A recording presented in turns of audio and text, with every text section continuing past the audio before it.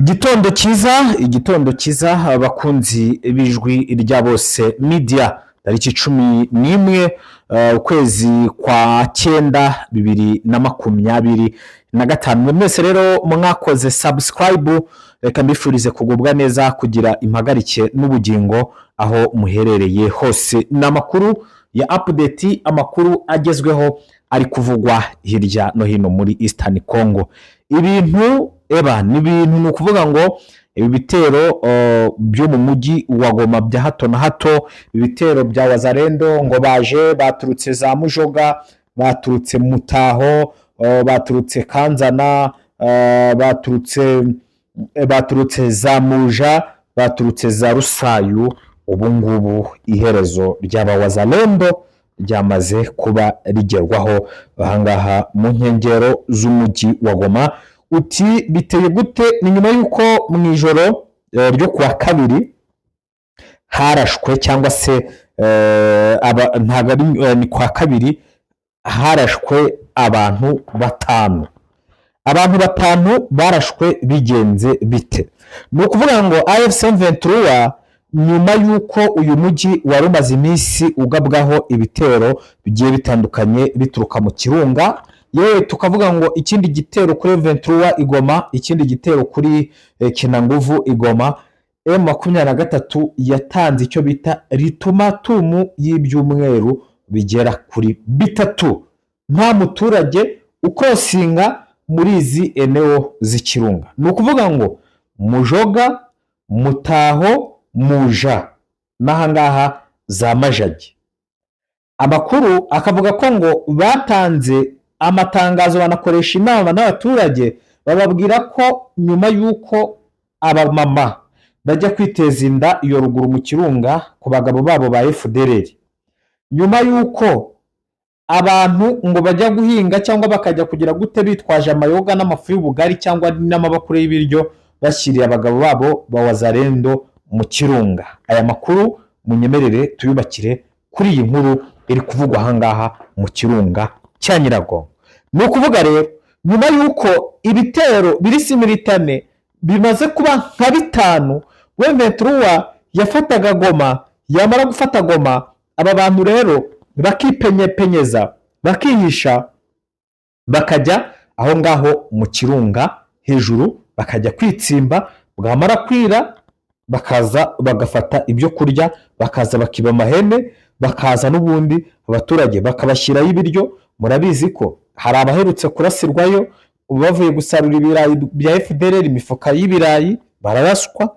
Ni ukuvuga rero AFC M23 yakoresheje inama abaturage itanga icyo bita ultimatum iminsi 21 ihangwe n'ibyumweru bingahe, ibyumweru bitatu nta muturage ukrosinga Mutaho, nta muturage ukrosinga Mujoga, nta muturage ukrosinga ahangaha za Muja.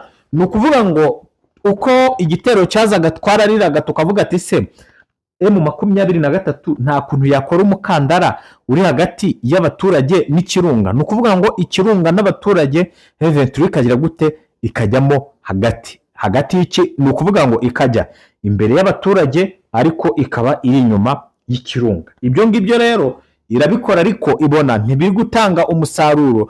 Abo Bazalendo baraza bakiba nk'ubwo ngubwo kugira ngo ifate icyo cyemezo. Nuko Bazalendo baje bariba, M23 zirabarasa, irasaba abantu irabakomeretsa, imaze kubakomeretsa irasaba FDLR bane, imaze kubarasayo ikurikirana aduye hari kwiruka, igarutse ije gucajinga imirambo isanga imirambo yaburiwe irengero. Ubwo nahangaha muri axe ya Goma, muri ahangaha n'ubundi muri Nyiragongo. Ikintu cyabaye rero niki nuko AFC M23 ku munsi wo kwa kabiri nyuma yuko yamenyesheje abaturage rwose ko ari ibyumweru bitatu nta muturage ukrosinga aho ngaho, abantu batanu barifata. Abantu batanu barifata barenga ku mategeko kandi bababwiye ngo iyi ni zone y'umutuku, n'ukrosinga uri aduyi. Ni ukuvuga ngo n'ibyumweru bitatu bitanzwe. Ni ukuvuga ngo abangaba bari mu ishyamba inzara izabiciramo ntacyo kurya nta mazi, bazamanuka tubafate rwa mikono kuko n'ubundi byamaze gutanga umusaruro. Ejo hari abazarendo n'umu FDR bafashwe matekwa, inzara yatangiye kubicira mu kirundo. Ni ukuvuga ngo abo bantu ukuntu gahunda imeze, ni ukuvuga ngo niba uri umwe, wowe ugiye uri umwe uri gukorosinga muri izo nce, barakurashisha Kalashnikov. Niba muri batatu barabarashisha mashinigani, niba muri batanu ni bombe. Ni ukuvuga ngo ni rya tegeko ryavuzwe ngo kugira ngo ibi bintu, kugira ngo iyi insekirite iri mu kirunga igire gute izi FDLR zivemo, afande yaravuze ngo iki kirunga muzakirase n'igishake kigire gute, n'igishake gishye. Abo bantu rero ngo barikora bamatwa tumva, ngo bajya kugurisha ipariseri aho ngaho mu kirunga mu matware ya FDLR, mu matware ya wazarendo. Batanu bose bararashwe, imirambo irahari, nta gihamba, nta muntu ugomba kujya kudekarara iyo mirambo, avuga ngo iyo mirambo yariye, kandi barahawe igihe kingana n'icyumweru, igihe kingana n'iminsi 24, batagomba gukorosinga mu Joga, batagomba gukorosinga mu Taho, batagomba gukorosinga mu Majagi, kugira ngo M23 ikore umutekano waho ngaho izo FDLR abo bazarendo baza kwiba mu mujyi Goma, kugira ngo n'ubundi inzara ibice bamanuke bagwe mu Kamashu bafatwe, kuko nta biryo bikizamuka, ntabo bahinzi bitwikira ngo bagiye guhinga bakizamuka kugira ngo bafate. Abo rero ngo bagiye kugurisha pariseri, intare zabateye ijanja. Amakuru akavuga ko ku munsi w'ejo AFC/M23 yafashe aba FDLR batatu ndetse n'abazarendo inzara yariye, kuko babuze abagore babo babazaniraga icyo kurya muri iyo parike ya Nyiragongo. Umutekano rero wa Nyiragongo wakajijwe. Amakuru akavuga ngo niba ari umuntu muri gukorosinga aho ngaho mumurashishe SMG, niba ari batatu mubarashishe mashinigani PKM, niba barenze mu batemo bombe. Ni ukuvuga ngo ni eno za aduyi, umuntu babwiye ngo mwitandukanye na aduyi, muranga mugakomeza kujya mwipenyeze ngo muri kubashyira ibiryo. Ni ukuvuga rero rafiki wa aduyi naye ni aduyi. Nuko nguko bimeze. Bya bitero rero mwumvaga ngo mujyi wa Goma, ngo ibitero byo kongera kwisubiza, ngo batatse ngo kuri sekantinere bagize gute, ibyo ngibyo ntago muzabyumva nyuma yuko ari umunsi wa kane usa nkaho ari uwo muri guma mu rugo cyangwa guma muri izo eneo. Niba uri hepfo ntukwiye kujya muri eneo za FDLR, ubwo izo FDLR inzara nizizicira muri Nyiragongo, nizo ziramanuka zije gushaka ibyo kurya, bazigire gute, basitoragure. Baravuga ati nta muntu ushobora kuresista inzara iminsi 21, kandi koko ntawe. Koko niba barimo urabona ko batangiye kumanuka ku munsi wa gatatu, ubona ko ibintu byabakomeranye muri parike y'iki, muri parike ya Nyiragongo. Ku munsi w'ejo twakoze inkuru igaragaza ko abanyamurenge bo muri Uvira babujijwe kujya kuvoma, bavuga ngo abo ni abatutsi basange bene wabo mu Rwanda. Ntabwo ari operasiyo ya Gasita gusa twakoze, ahubwo twakoze indi operasiyo yo gukura abatutsi hehe, abatutsi muri Kongo, kugira ngo abatutsi bose ngo n'abanyarwanda bose ni M23. Dufitanye ikibazo n'abarundi, twebwe dufitanye ikibazo n'abo bantu bavuga ururimi rw'ikinyarwanda. Urumva rero ko ibintu byamaze kuba shambaride muri Uvira. Niyo mpamvu abantu bavuga ngo M23 nigire gute, nige kurokora abaturage. Arudie kwa watoke mu Uvira. Uvira tunakatala, hatupendi batusi. Kila mutusi solution arudie. Tunaanza operation. Igisubizo umututsi nuko agomba kugenda. Mutusi Munyamulenge nta mututsi w'umunyamurenge ubaho. Ngo ni operasiyo yatangijwe ngo yitwa ngo buri mututsi ngaki wabo. Ngo ibya Gasita byo kumwanga muri Uvira byari itangiriro. Walikuwa civile, mtu tunajua kama ni civile mu Uvira, mulibaona walikuwa wanavala mateni. Biko bebe ni bapastere bebe banajulikana mu Uvira. Ngara babonye biyambika mateni ngo n'abapasiteri bazwi muri Uvira, kumbi walikuwa wanavala mateni ya Banyarwanda. Bari bambaye amateri y'Abanyarwanda. Sasa ile kutosha Gasita iko ndio solution. Gukuraho Gasita ntabwo cyari igisubizo.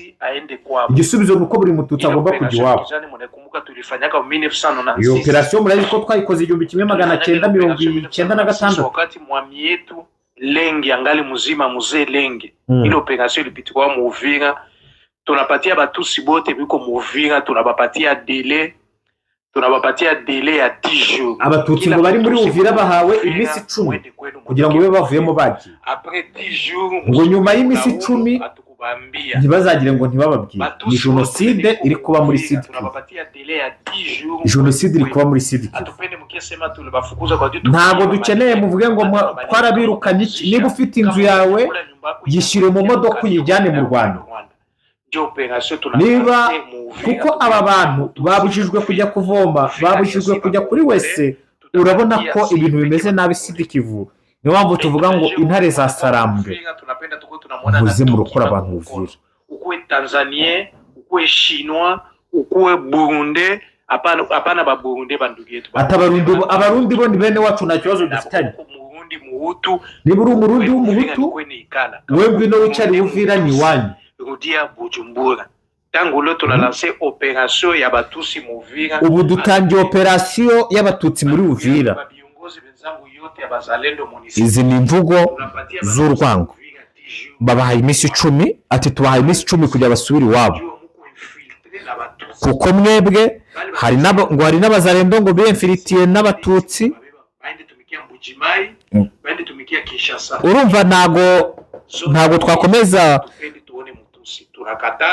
Urumva rero imvugo z'urwango ziri muri Sud Kivu, ni nayo mpamvu n'ubundi izo FDLR yari imaze gukora jenoside mu Rwanda, yaragiye izo mvugo z'urwango izikwiza mu bakongomani muri aba bazarendo.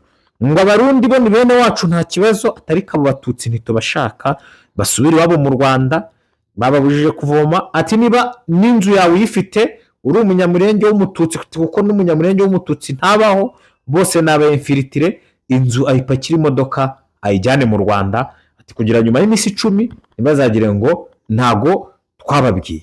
Ni ukuvuga rero ahangaha murabizi ko Tshisekedi yatumye uwo bita General Olivier Gasita Uvira, bakamwanga bakavuga ngo ni umututsi, bamukorera imyigaragambyo, birangira General Gasita bamucicishije kandi yari afite uburenganzira bwo kurwana muri Sud Kivu. Ati operation ya Gasita twakoze yari operation yabangirizaga operation tugiye kugira gute tugiye gukora. Undi ati amashuri yafunguye muri eneo za M23, twebwe ntago twigeze dufungura amashuri. We mubyeyi niba uzi ko wohereje abana 5 ku ishuri, ngiye no kuhagera iyo shuri nkaritamo bombe bose bagapfira aho ngaho kajya mu kiriyo. M23 ntago yemerewe gufungura amashuri muri eneo yacu. Mu byukuri kanze twumve uyu muntu, ibintu byinshi cyane biri kuvugwa ahangaha, imvugo z'urwango n'ubundi ibyari birigomba mbere yuko M23 hagera nibyo byimukiye Sud Kivu, ariko ibi byose nyine ni ibimenyetso by'iki by'uko M23 igomba gufata hari ahantu. Umva uyu nguyu uko ari kuvuga. Abasirikare ewa sayi noneho aka kanya ni ngombwa ko tumanutse Bukavu. Kila fasi kwenye masomo nafunguliwa, buri hana masomo yafunguye, na ule directeur ni sherti tubafanye nini? Uwo mwarimu na directeur tugomba kubakora gute? Tugomba kubaboha. Wanafanya nini? Kuko bafunguye amashuri. Wanafungula masomo kwa order ya M23. Ati bafunguye amashuri ku burenganzira bwa M23.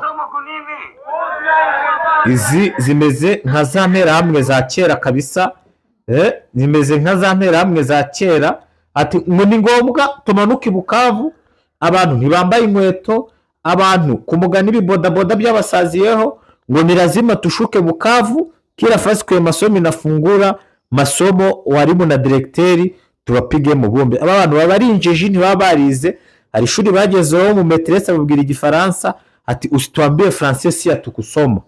Ati twebwe ntabwo twize ibyo by'ibifaransa, ntugire gute ntubitubwire. Ubona ko rero ibintu byabaye chambaride muri Sud Kivu. Ituri Kodeko rwose, Kodeko yamaze abantu, nyamara FARDC irahari. Kodeko yamaze abantu, FARDC irimo irarebera, ndetse n'icyo bita UPDF kawumve aha. Familia hapa tuko Mangorojipa. Mangorojipa. Tuko na huwa tena watu saa hii bali huwa sasa ngandi. Tena njoo wameongeza huwa 3 saa hii. Ni ukuvuga ngo ku munsi w'ejo bari bishe Kodeko yarishe abaturage 150 ati none nuba amasasu ni menshi hano Mangorojipa abaturage 300 bamaze gupfa ubwo n'abaturage 450 Mangorojipa. Watu wanaisha huko. Abantu bashize. Tuko Mangorojipa. Hano turi Mangorojipa ati turi Mangorojipa abantu bashize ahangaha ni muri eneo za Ruberu hariya mu by'ukuri aho iyi ADF naru ubona ko yamaze abantu. Reka mbashimire mwese mwakoze subscribe ku Ijwi rya Bose Media turagaruka tubagezaho andi makuru araba agezweho kuko nubundi turi kugenda dukorera inyuma tubagezaho imbere tubagezaho amakuru ya update. Ndabakunda, Imana ibaha umugisha. Ciao.